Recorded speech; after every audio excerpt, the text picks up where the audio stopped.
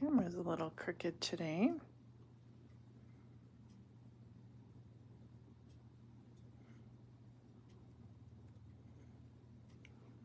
I'll give everybody a minute to hop on.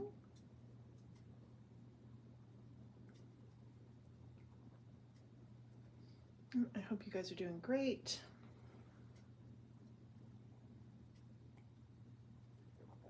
I'm still drinking my coffee.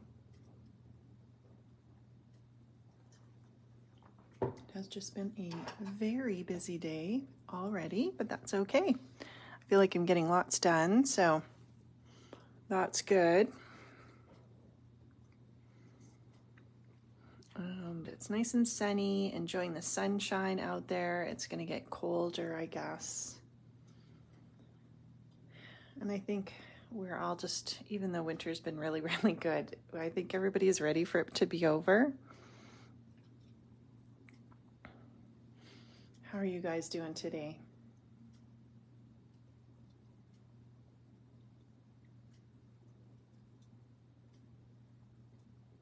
Got the kiddos off to school. Everything went smoothly, except I didn't have coffee cream. For some reason, the coffee cream I had in the fridge, it was good until next week, but it curdled as soon as I put in my coffee, and that is not good. So I did get some new coffee cream, so it wasn't a complete disaster. Hi, Helen.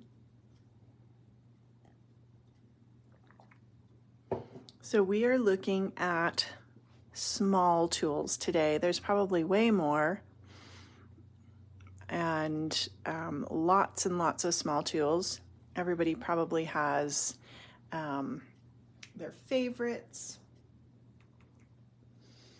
And these are just ones that I found pretty much on my desk. So ones that I would have laying around and that I use all the time. There's probably more that maybe I have in my craft drawers, but these are the ones that I tend to use all the time.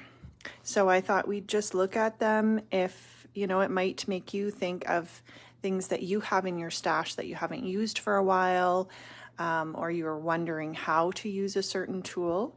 So if there's things that you love, and let me know for sure. I would love to know, you know, what your favorites are. So a quick overview, and then I'll kind of show you how I use them.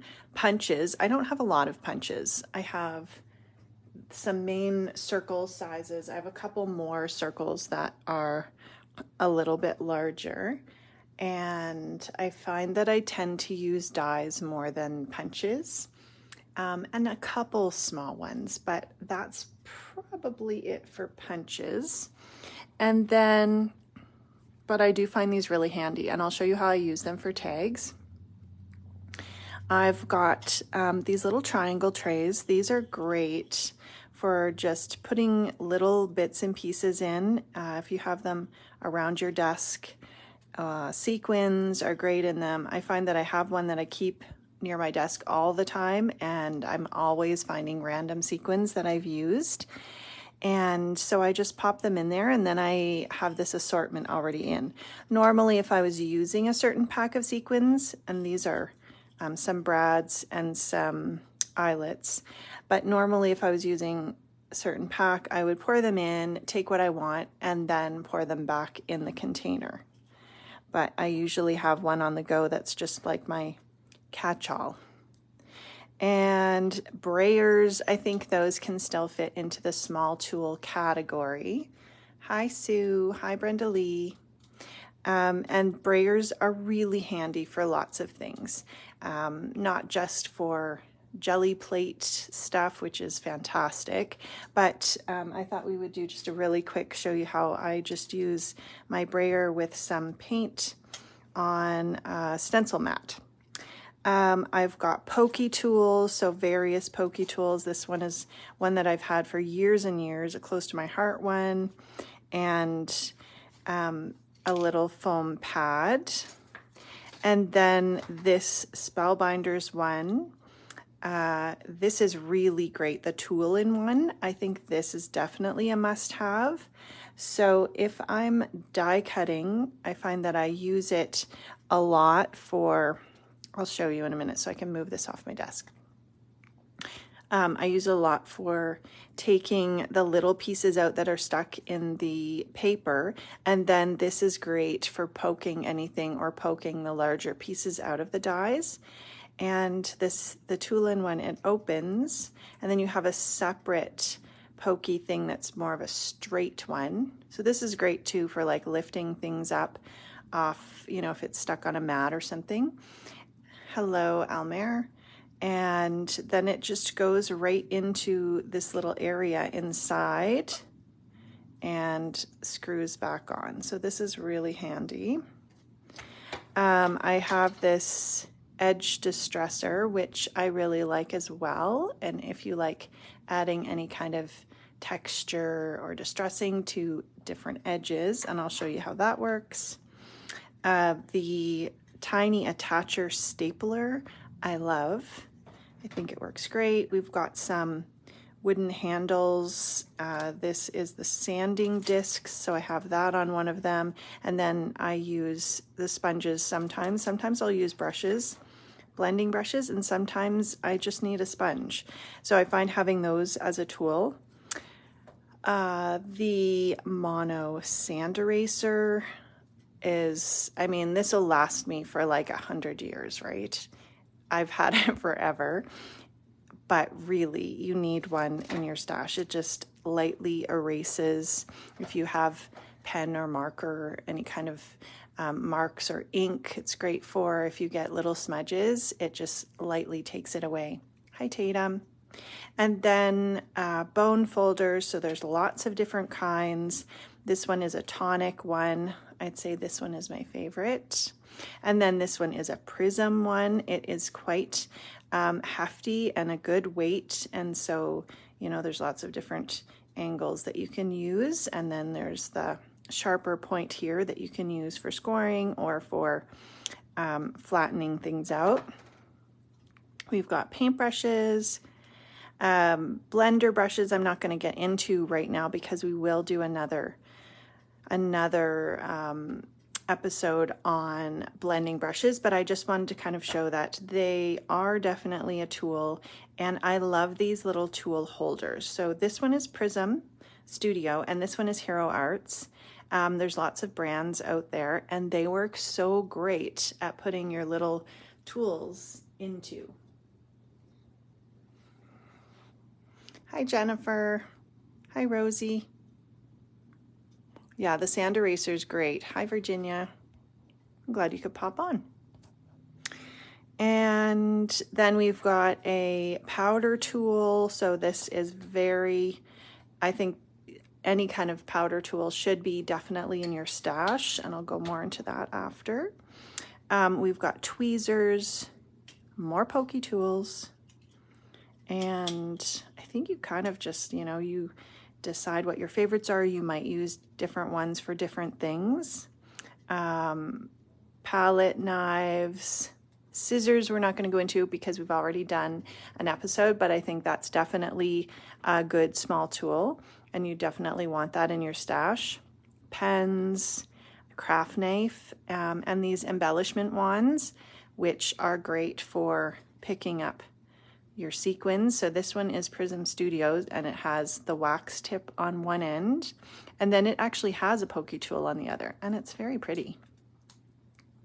So if you don't see any of these in the shop, you can definitely ask Sandy, and if she can find them at her distributor, I know the Prism Studio one is there, then she can order it in. And this is the Studio Cadia wand, which I think might still be in the shop, and this is really fabulous as well. And it has like a little kind of, it's not really a pokey thing, but you can definitely use it for different things. It's just not super thin. All right, so let me move this off to the side, and then I have a few things to kind of show you how I use them. Oh, and a water bottle, I would say, is definitely a small tool as well. I don't know why I seem like off center here, but anyways, that's okay.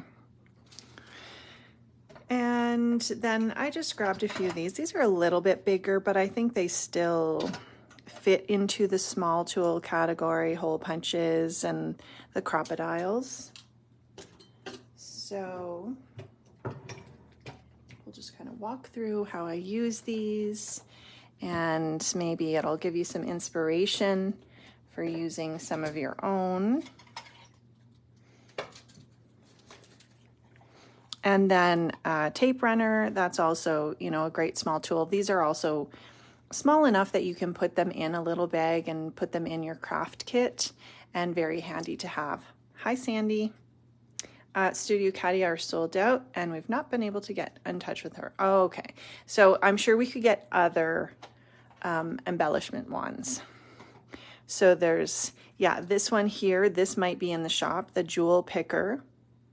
This is the Marvy one, and this one has, it's almost like a little bit of a sticky end. Sometimes I do wipe it off just to, if it gets a little bit dusty or glitter or something on it, then it'll lose its stick. But if you just wipe it off, or sometimes people, I think, give it a tiny sanding, and there's a small end and a large end, and that can pick up your embellishments. And then there is also the Pick Me Up tool, which I think has been around forever, and it just has this almost like a putty inside the cover, and then you end up replacing that when it's gone. But I have had this for ages, and it still has lots, and so that's quite sticky. And then you pull out this end, and you're able to put your sequin down, and I can show you that after as well. So what should we start with? Let's do this with the brayer first, and then that can kind of dry. So this is the Ranger Tim Holtz brayer, and I find that it's a really good size. I don't remember, I think it's the smaller one. It is 3, and I guess the brayer itself, I don't know how they measure it with the product, but it's about 3 1/4 is the brayer mechanism, and then the whole piece here is probably around 4. So I find that's a good size for me, but I think there's a larger one. Hi, Sandra. So I've just grabbed this acrylic paint, and I think especially if you're doing jelly plate stuff, you definitely want a good brayer, but also there's, you know, lots of other things. You can use your brayer for flattening things. If you have a Cricut mat and you're putting your paper on and you want to really push the paper down onto the adhesive mat, that's a good thing to have close. But I like this for doing a very quick background. I find that it's really easy. I'm just going to add just a spritz of water. So this is the Waffle Flower stencil mat. And last time I checked, it was still in the store. It's the small, the mini. And you can just roll out any of the ink, any of the paint. You can also smoosh ink and do that same thing. It's a little bit more watery because I did add the water in. So you can either then, this is similar to jelly plate, but it's so simple. So you can either place your paper in, and look how fun that looks. Virginia, you're lucky to have a couple water sprayers. Yes, water and rubbing alcohol, that's a great idea. You can also get the little small ones, which are great to have on hand. Yeah, I have rubbing alcohol in this. So there's, Ranger has like a 3-pack of mini ones, the mini misters, I think they're called, and those are really good. And then if you want to just pick up the paint, then you can actually brayer it right onto your paper and get a very cool effect. So I'd say, you know, kind of similar to a jelly plate look, Now this is very soft because I didn't put a lot of paint and I put a little bit of water, but you could get darker if you wanted to have more paint, but just a really quick background. You could let that dry and add some stenciling over top, or just have that as your background, and then you're done. And I find this washes off really easily. So I just give it a spray.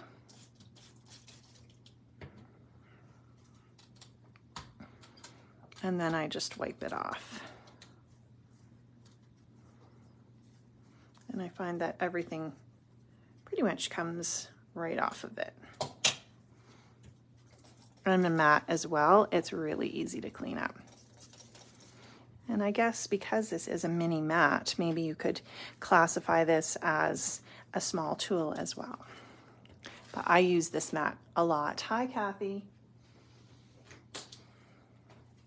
Okay, so we've used our brayer. Then let's grab our pokey tool. So this is just an old one that I've had for ages. I also throw some needles in the pack. And let me just grab a piece of paper. All right, so if you want to add brads or stitching lines, if you're doing some stitching, you could even take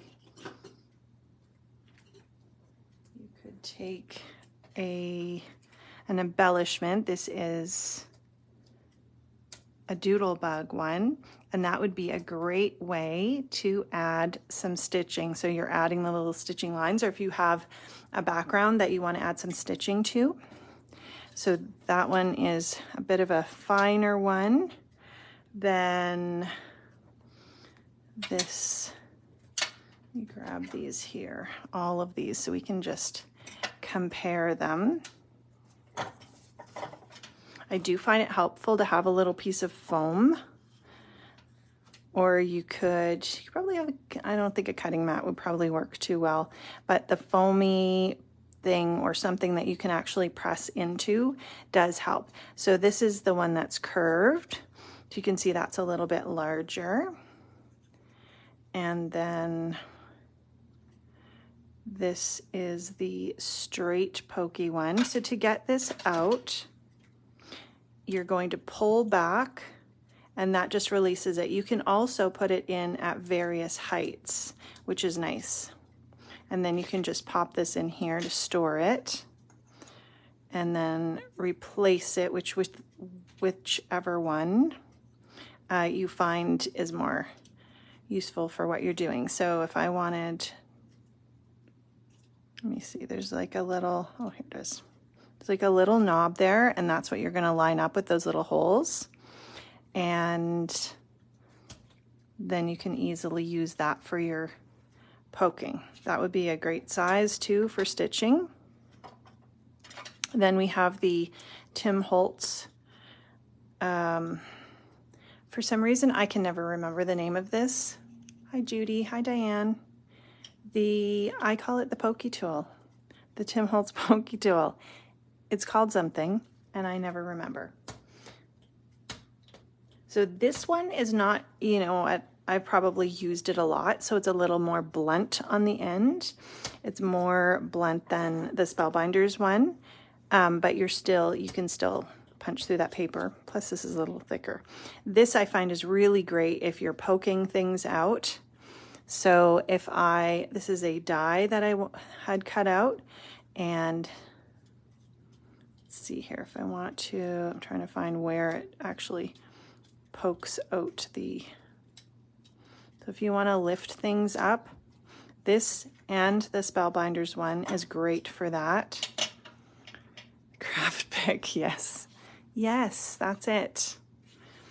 This I think is a must-have, especially if you like using the stitching dies, because you can poke it out of the die, and then all you do is roll over it with these little wire bristles, and then it pokes out the little holes.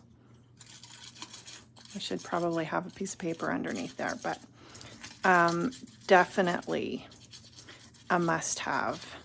If you have detailed dies, and if there's any kind of, if you had some mandalas or mandalas. But the stitching, I find especially I use it with.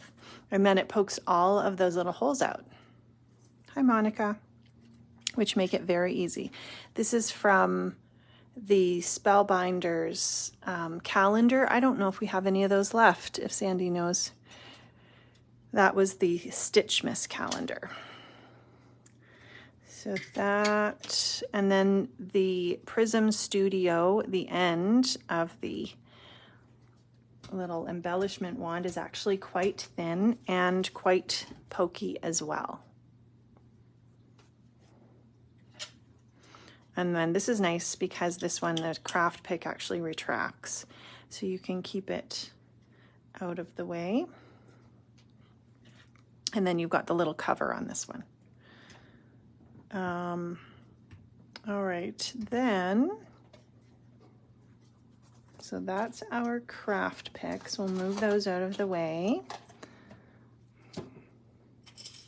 Oop.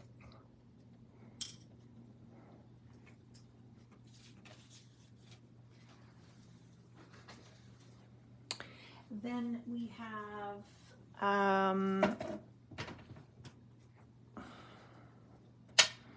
we've got the spatula, and we've got my brain is not working today. What is it called? There's too many names of things. Honestly. Okay, it's like some kind of game show or something. So we are going to use the grit paste and the lunar paste and palette knife. Oh my word. Rosie, you win. All right, and so we're going to grab a piece of cardstock. Palette knife, definitely you need any kind of embellishment with mousses or pastes you definitely want to have. I do like applying this with sponges a lot, but you can also apply it with your palette knife. So let's put this one on, and you'll just, what you want to do when you grab paste out with your palette knife is you're going to grab it with the back of your knife, because if you grab the front, then you're trying to like lay it down like you would have as if it was on a spoon, and that's not going to work. So if it's on the back, then you can easily then keep your knife at almost like a 45-degree angle and pull it across. And then as the paste starts to smooth out, I start to press my knife down, and then I will actually just rub the edge along and pick up any extra, because you don't want to put paste on super duper heavy. And then we'll just use just wipe this off with a piece of paper towel.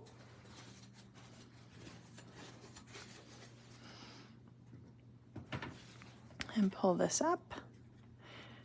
And then you can see you've got this really lovely, that's that gold lunar paste, and on some kind of burgundy cardstock.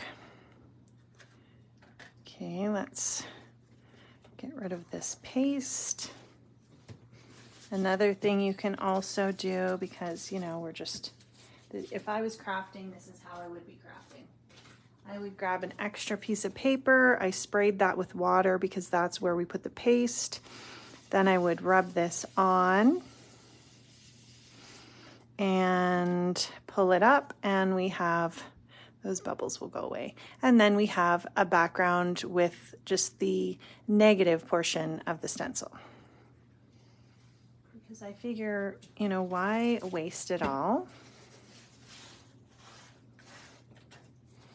And then with any paste, you just want to give it a quick wipe or have some water or something nearby so that you can avoid having everything stuck.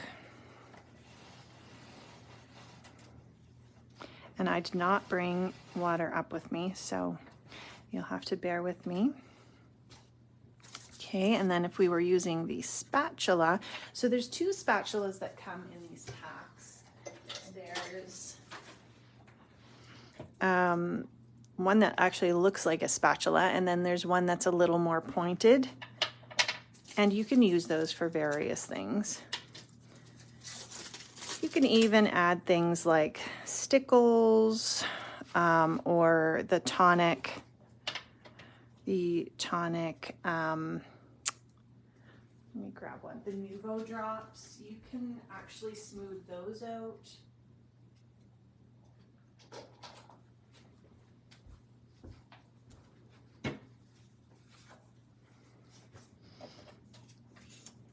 So if I was using this, you know, you can, sometimes I will use this depending on the size of my container. I think either one, whatever you're more comfortable with. If you're mixing paints and stuff too, this is great. I find if I'm putting it on through a stencil, I will, if I'm using these spatulas, I'll probably use this one. So then same thing, it's a little more flexible than that palette knife. So you're just smoothing it out. And again, you don't want too much on there. This is going to be a little bit hard to see because it's on white, but I will hold it in the light. The Snowfall Grit Paste is really nice. I probably should have used something different for the background. So if you're using your Nuvo drops, same thing, you put them on and then just smooth them out. So that's a great way to get some use out of your Nuvo drops if you find that sometimes you forget about them. And then I've just been adding a little bit of press and seal to the top of some of my containers. I'm bad at not doing it for all of them. The lunar paste, I've never had any problem with drying out though.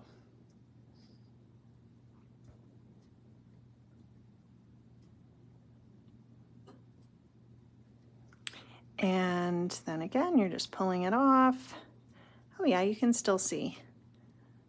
So that actually can mix with that Snowfall paste and it's gonna look sparkly. And then it would almost create a resist. So after that dries completely, you could go in and you could spray it with something. That would be really pretty. So let's put that one aside and just wipe this up. Put our palette knives over here. I guess stamp blocks too could be classified as your small tools. I like to have a small stamp block. One that I use quite a bit is this size here. So this one is a 2 by 3 and I find it's a really good size. A lot of times if I have small images or images that I want to repeat stamps, like the Lavinia stamps. If I wanted to stamp some flowers or leaves in the background, then I'm not going to use a stamp press. I'm more likely to use a stamp block. Whereas if I'm stamping an image to color, I'll probably use the stamp press. But definitely having that block in your craft stash is something you will probably use a lot. Okay, so our next thing, let's see. Oh, I know what we can do. We can grab, okay, so paint brushes. This is some Vicki Boutin Foundations paper. I like having an assortment of sizes of paint brushes. These ones happen to be tonic. I don't think you need to have expensive paintbrushes in your stash unless you're like a professional painter maybe. I don't know. But these are not expensive, and I think they're good quality and they work really well. The bristles don't fall out, but they're not super expensive. I also like to have a water brush. So with paintbrushes, if I have, let's see here. Let's grab this craft mat. And if I'm applying something like these Lavinia Dinkles or any of the powders that are like watercolor powders, how I like to apply them is I have a couple different sizes of paintbrushes. So I'll take a bigger, kind of thicker one, and I dip it in, and then you can see we've got some on the end. This is dry. You don't want to dip a wet one in. And so there's two ways that I would do it. If I'm creating a watercolor, I'm going to tap it on my mat. If I'm creating a background, I'm going to tap it on here. So there's lots of watercolor powders in the shop. There's Nuvo ones. And then after I dip it in, I'm taking it on a dry, not wet cloth, and all I'm doing is wiping. I'm not rinsing it off. I'm just wiping the powder off. So this one is the brown, and wait till you see when the water hits it. It's beautiful. This one is the Payne's Gray. So again, I used my wrong paintbrush, but it doesn't matter because they're both dry. If it was wet, it would make a difference. So you want a dry paintbrush. You can choose whichever size. Just make sure that you're grabbing enough. And you actually don't need a ton of this. And then I'm just wiping it. So if I wasn't talking and doing things at the same time, I would use the larger one, and then I'm going to use a smaller one for painting. So that's the Payne's Gray. And then if I am going to do my background, I'm going to spray with my mister, and I'm going to spray directly, and look at that. Just that brown and that Payne's Gray, and you can see all the colors that are in those. This is like magic. So beautiful. And then I would just set that aside to dry. And if I'm creating some watercolor, so then I'm almost creating a palette of color, and I've got a smaller, thinner paintbrush. And if I had something stamped, I do have something stamped over here. Where is it? Oh yeah. Then I could come in with my image. This is from the Lawn Fawn. Have you guys seen the Lawn Fawn in the store? It's so cute. This is the Carrot About You. Look at the little carrot car. I can't wait to create something with this. So I'm just holding it up so you can see. So depending on how much powder and how much water, that's going to depend on how dark it is. So if you decided you wanted it a little darker, you could definitely add a little more powder to that just by using your dry paintbrush, tapping a little more powder in, and then it's great for watercoloring. And then I would probably have, I mean, my paintbrush isn't super dirty. It does have some brown on it, but I would probably have some water close by that I could actually just dip my paintbrush in to wipe it off. And here's the gray. And then I would just paint what I wanted. So you could have all your powders and just make a nice little watercolor. If you had a watercolor palette, you could put the powders in and add the water, and when the water dries up, you can just add more. This is hard to stay on in the lines when I'm holding this in the air. Air painting. And this is the Vicki Boutin Foundations paper again. Or definitely you can do splatters. So if you had a background that you wanted to add splatters to, you can do that. And then I always just give my paintbrushes a rinse off after. So let me move these over here. And if you do have leftover stuff on your background, then you can just take, let me see here. I ran out of paper already.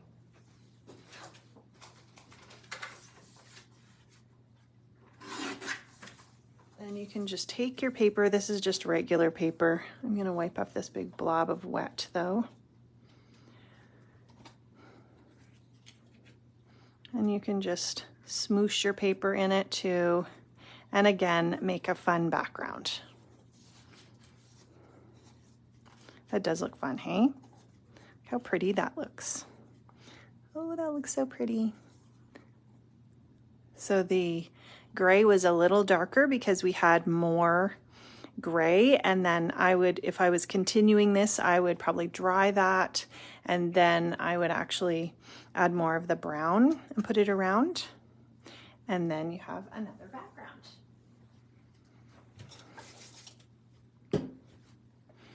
But I love this. I love it sprinkled on because you can see there's lots of different colors in the powders, and that make up the color. So you can see the green that's kind of coming through.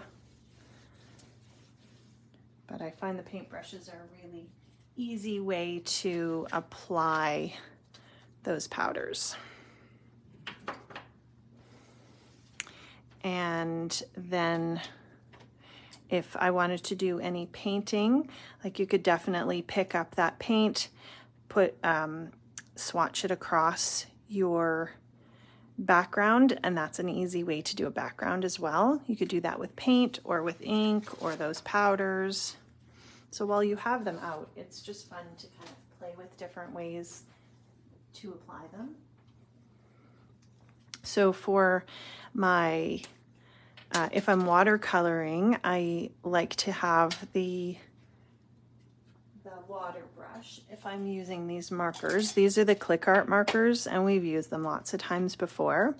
I think Sandy still has them in the shop. So I do like to have the Vicki Boutin Foundations paper or a Bristol Smooth paper. They don't work on just regular watercolor paper, but they are water-based.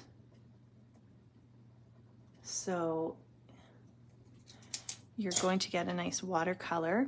When you're using a water brush, if you find that it's not wet right off the bat, don't squeeze it while you're doing your watercolor. Squeeze it off to the side just so you see a little drip of water, and then almost wipe that water away.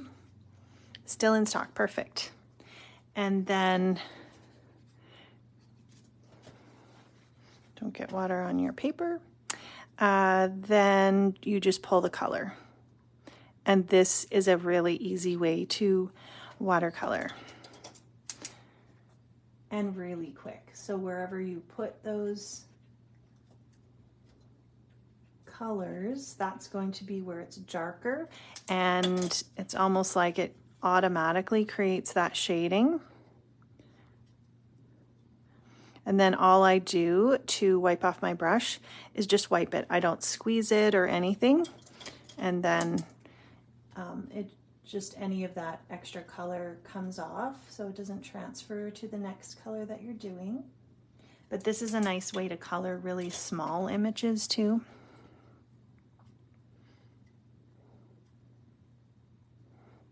And then you can just die cut the little flowers and put them in the cart. I'm definitely going to make a card with this.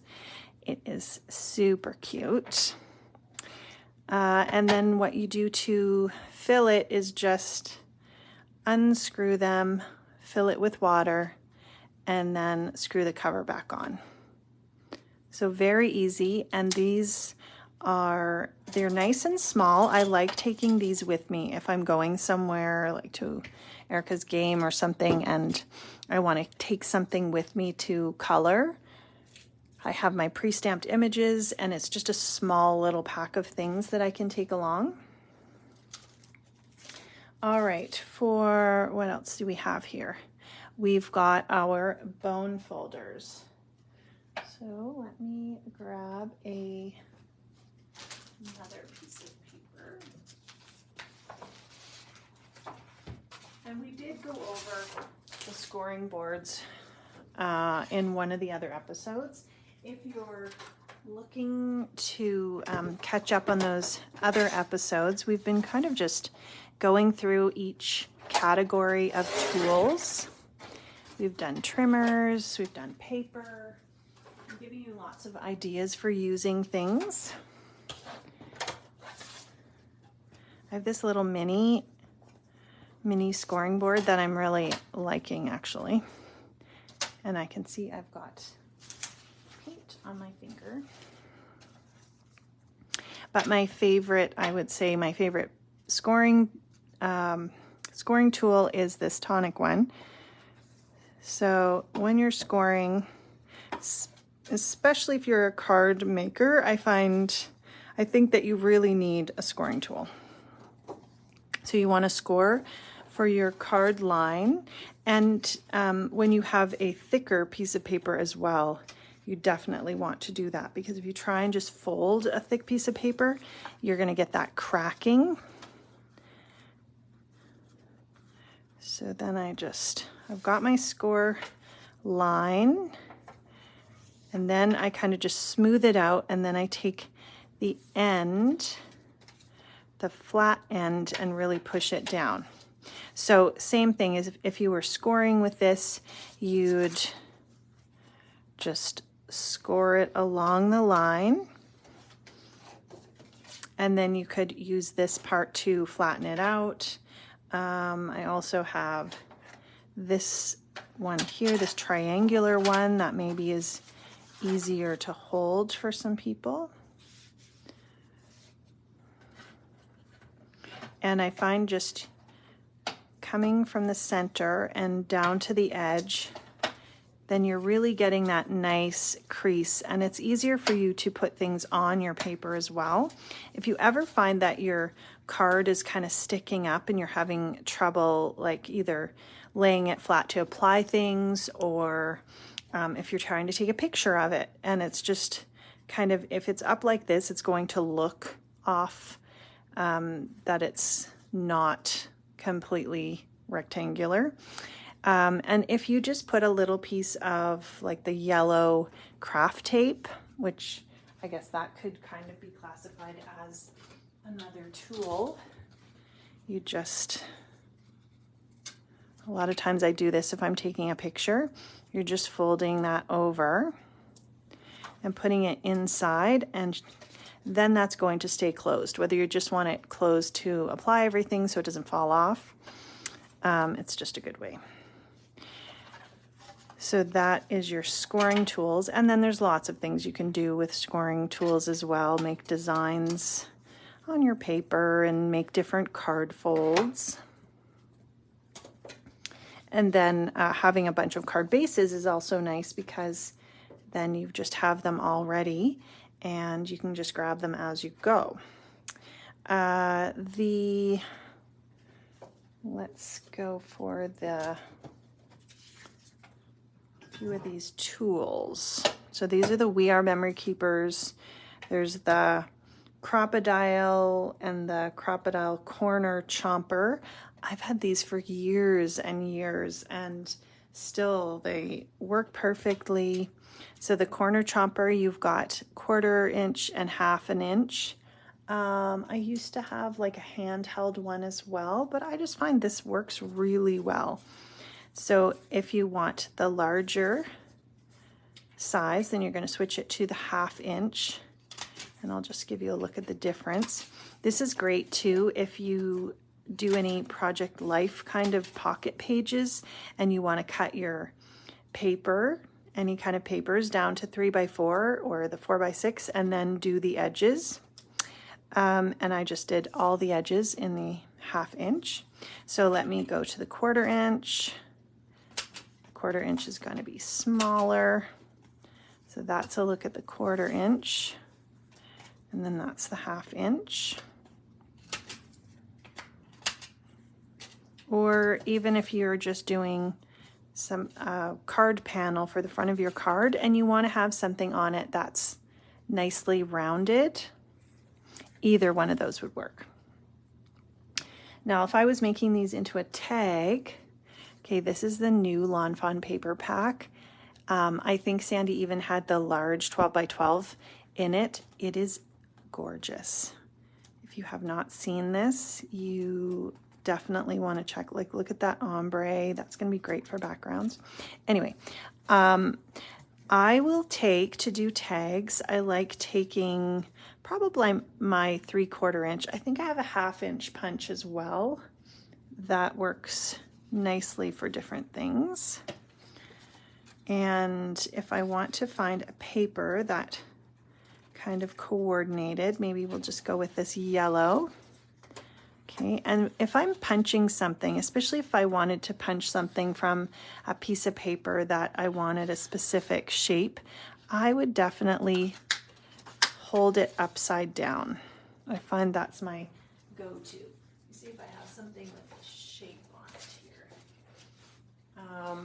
Okay, I have this paper from Craft Consortium. If I wanted to have a little embellishment, say I want to do this flower, then I can just line that up and then punch it. And then I'm able to see what I'm punching. Okay, so we have this cute little, actually let's do 2 and I'll show you 2 different sizes of the punches.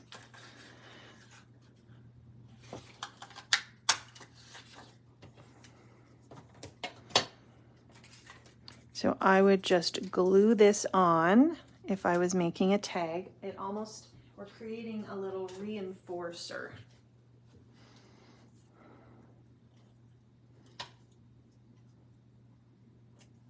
So I'm just eyeballing it to place it in the center. And a lot of times, if you're trying to place something small, like a sticker or embellishment, or something you have glue on, having tweezers is definitely going to make it much easier for you to place those things together. So we've got our little embellishments on, and then the crocodile, you have 2 different sizes of holes. I don't do a lot of eyelet setting now, but I still do some. This one is larger.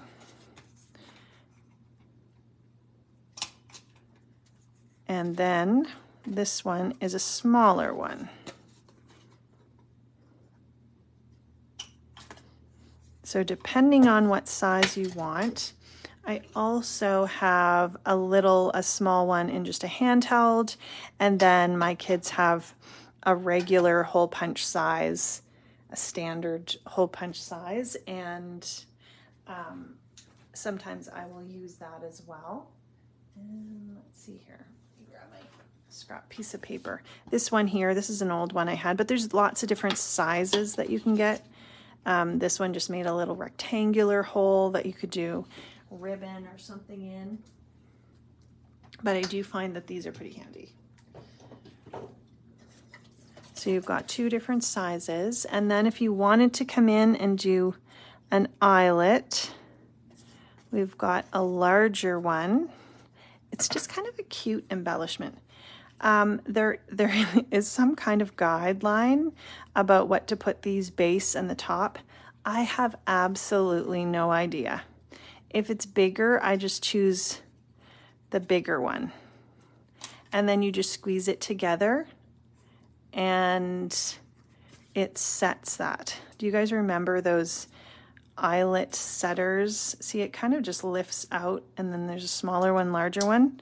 I don't even know where that piece of paper is. So this works though. Do you remember those eyelet setters that had the hammer and then you'd have to like hammer your eyelets?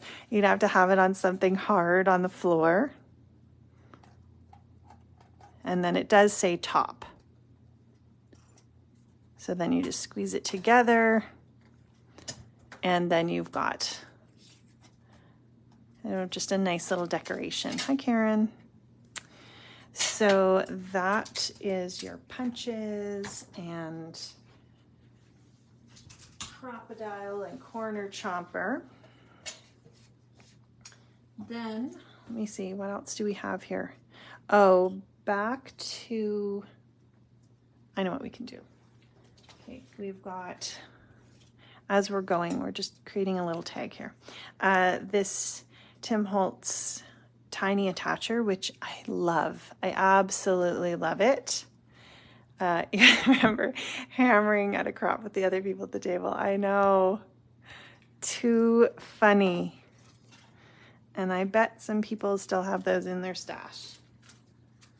Okay, say that we wanted to add a little brad right in the center of this. We would grab our little pokey Spellbinders tool-in-one and putting a hole in it. I grabbed a star and a heart. So let's do the star. So this is a really great way to add little brads, which you know that we all have brads in our stash too. This would have looked better with a circle, but I grabbed a brad. Then if I'm creating a little, this is some Doodlebug embellishments, and they are awesome. They're Chit Chat and Bits and Pieces packs are so cute and great for any kind of layering. So I find if I'm doing some layering and I want to just add like almost a cluster of embellishments, often I'll just add some staples and then I'll come back in and add a little bit of, add a few foam dots.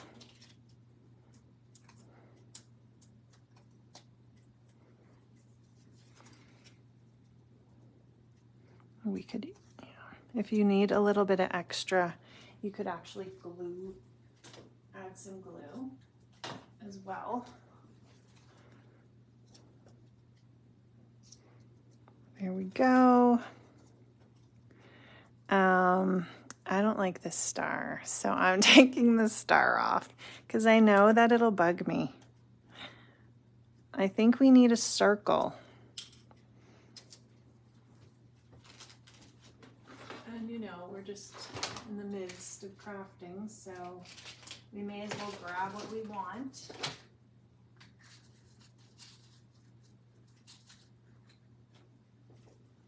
Okay, I'm gonna grab a circle. My hands have been so dry and it's not even super cold out right now. Okay, that looks better. So we'll grab a little foam dot. This is the thinner foam dots too. Those are nice to have both sizes.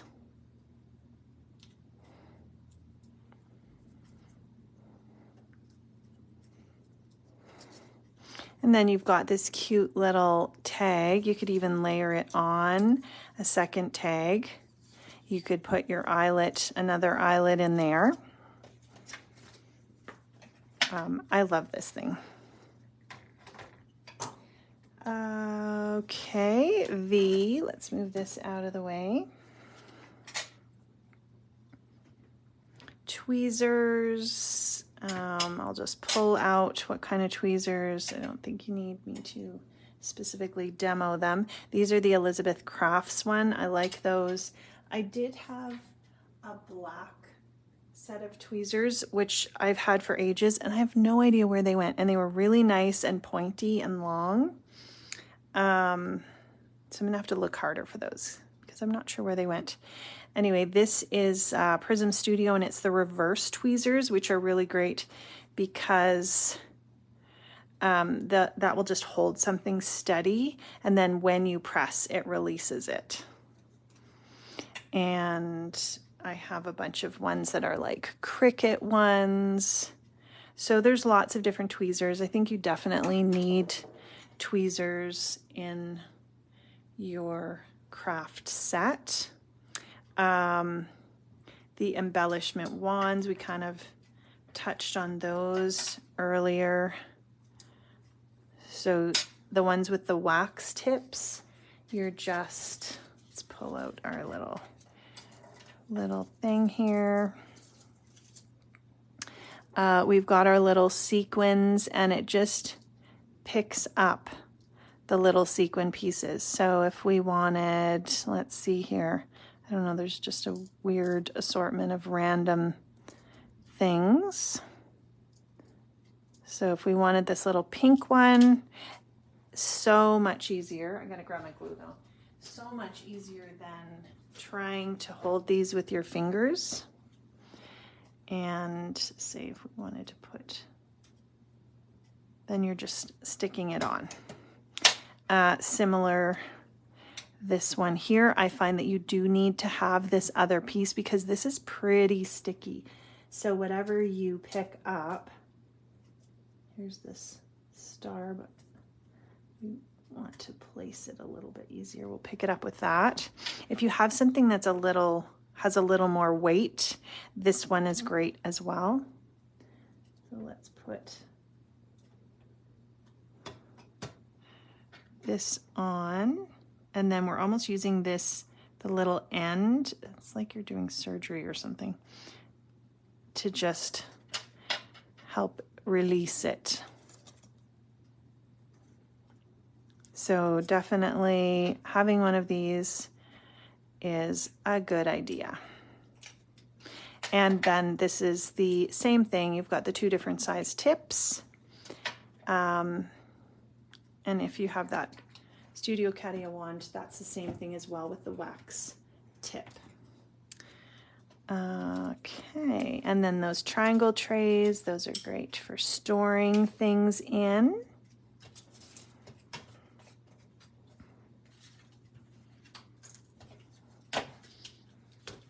We've got the Tailored Expressions powder tool, and there's also a bag. I think that Ranger has a bunch of different companies have different powder devices. I find this one's really good.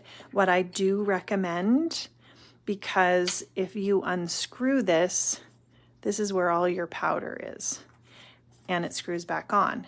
So I think I have done it before, and I'm sure other people have done it, as if you tend to take this cover off and you push it to this side and pull it off, what happens is that loosens.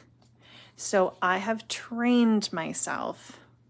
I did have a piece of tape on here just to make sure I didn't, but it got kind of weird. So I've trained myself to always pull this backwards, counterclockwise. Counterclockwise? Yeah. So that it doesn't accidentally pop off. So that's something you definitely need to be aware of, but I love this. It's got this foamy, soft applicator on top. And if we grab a piece of paper, if you're doing any kind of embossing, or if you want to take the stickiness off of stickers so that you can pop them up on your scrapbook page, that works great as well. You can't see it, but you're getting this thin line of powder. So you can kind of see, if I was to put it on my mat here, that there's a little bit of powder there. And then if you were coming in and embossing, you would then emboss your background. And what do we have here? I have some embossing powder. I just wanted to show you these while I had this out. So these little embossing pens are great. This is the Distress Ranger one, and it comes in a 2-pack. There's a bullet nib and a brush nib. So the bullet nib is going to be finer. I think I put this on like super tight or something. Okay, the bullet nib is fine. So I think I had it touching something black before, so it had a little bit of dark And then this is the brush nib. And I have used this a lot. And so the brush isn't as fine as it used to be. Actually, I think that maybe Erica was into that. But I do have a second one that I keep just for any thin, or if I want a thinner application. If I'm using this to color something in, it works really great, and I'm not worried about the end. And then I would take my embossing powder.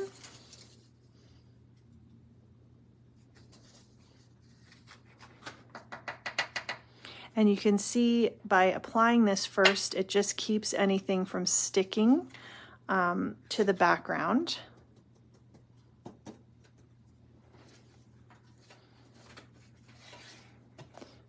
And I just stuck my hand in it. Okay, and then we would just put this back in. Someone really has to come up with a better way to put, I know that I have that plastic tray that you can put the embossing powder in, but I really never liked that. I guess a piece of paper is going to be it for now. And then we're just going to emboss it. So you could write anything, you could edge things, you can color different things in, and then add embossing powder.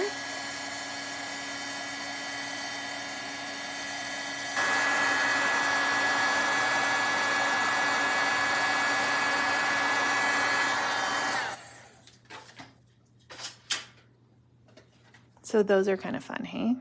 Hi, Lorraine. So that's the Tim Holtz Distress Pens. I think we're pretty much, the only other thing I wanted to show you, I think, was having a craft, well, this is kind of like a cutting mat. I do have ones that open up, like a quilting mat. I think those are really great to have. I just grabbed this because it was at my desk. And a ruler. This is a quilting ruler. Woo. And then if I want to cut foil, this is the Thermoweb Deco foil, but this works for the hot foil as well from Spellbinders, or whoever. Thermoweb has a hot foil as well. If I'm cutting a panel to do the back of my, or do the card panel, if I'm cutting a piece to do my card panel, I like using this grid ruler, and I know I usually cut it about 4 1/4, then it's a little bit wider. I've got my craft knife. This is the Olfa one, but there's lots of different craft knives. And then I just cut my foil. And then I've got the perfect size to just lay on. I might actually trim off that end. This one is the toner card front from Deco Foil. There's a bunch of these in the store. Then I lay it on my toner card, I run it through my laminator, and then I've got this pretty laminated or foiled piece background, and then I can do whatever I want. But that's how I usually cut my foil. And craft knives are great for anything if you're paper piecing and need to cut out specific areas. And I guess, let me move these foils. There's a lot of foil in these packs. You get 5 pieces, and they're 12 inches long.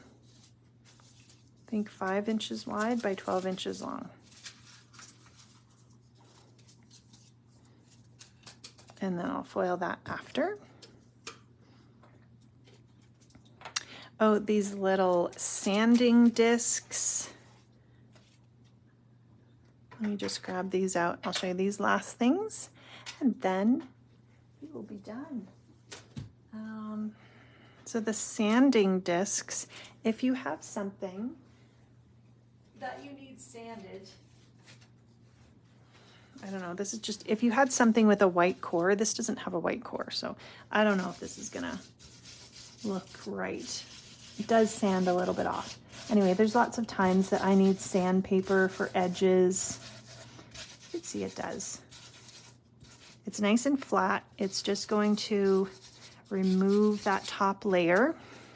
And then if you wanted to rough up your edges, you could do that. This also works great for this edge distressor. I think is something you definitely need to have. I have a white piece here. Here, let's do it on this. If we wanted to add a little bit of kind of edging along a few of the areas, you can see how that roughs it up. You could definitely do more or less. And then if you come in with your sponge on your applicator, then you just get a really cool kind of roughed up look. And then I always have a white gel pen. This is Jelly Roll. I like the number 10 because it's larger. Let's turn this over. And this is great if you're, of course it shows up really nice on white. I don't know what I'm doing. I'm just like showing you how it rolls. And then if I was coloring, anyway, I use it a lot for adding little highlights. Oh, here it is. So I will just, okay, this does not want to work on this paper now, of course, because we're live and that doesn't want to work. This is the Stardust gel pen, which is really fun as well. It's very fine. And then you get this glittery, clear application. So you can kind of see how glittery that is. I do use that a lot. Let me grab another gel pen.